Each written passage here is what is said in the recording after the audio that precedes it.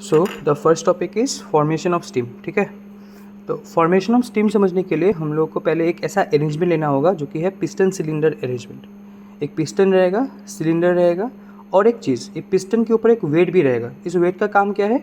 To maintain a constant pressure in the cylinder.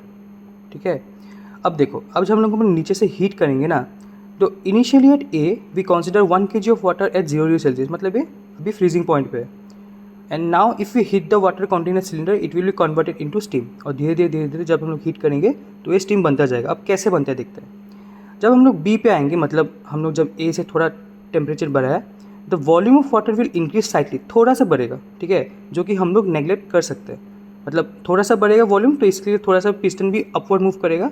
But ये जो volume change है और ये पिस्टन जो ऊपर बढ़ रहा है, ये बहुत माइन्यूट है।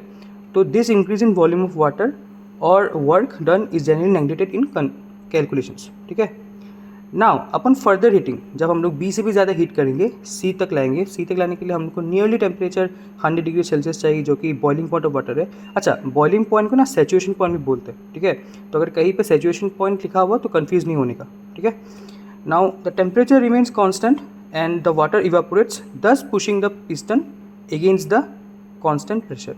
यहाँ पे सी पे मतलब हम लोग को एक कांस्टेंट टेम्परेचर जो कि 100 डिग्री सेल्सियस अप्लाई करते रहेंगे, हीट देते रहेंगे और वाटर वेपराइज होता रहेगा। ठीक है, यहाँ पे फॉर्मेशन होता है तुम्हारा वेट स्टीम का। वेट स्टीम को तुमको नाम से समझना चाहिए, ये स्टीम है जिसमें तुम्हारा वेट मतलब क्या, मॉइस्चर सस्पेंडेड पार्टिकल्स होंगे। अभी लिखा हुआ है देखो, here the steam will have some particles of water in the suspension and hence called wet steam. ठीक है, and this process will continue till the whole water convert into wet steam. Now अब जो सी में है, सी से हम लोग ज़्यादा हीट करेंगे तो डी में आ जाएगा।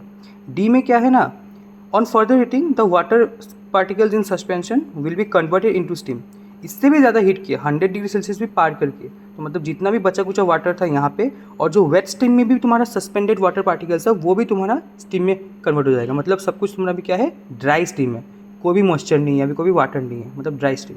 ठीक है, ड्राई स्टीम को सैचुरेटेड स्टीम ही बोलते हैं ना। फाइनल स्टेज है ई। डी को भी, उस ड्राई स्टीम को भी अगर तुम ज़्यादा हीट करेगा तो बन जाएगा तुम्हारा सुपर हीटेड स्टीम।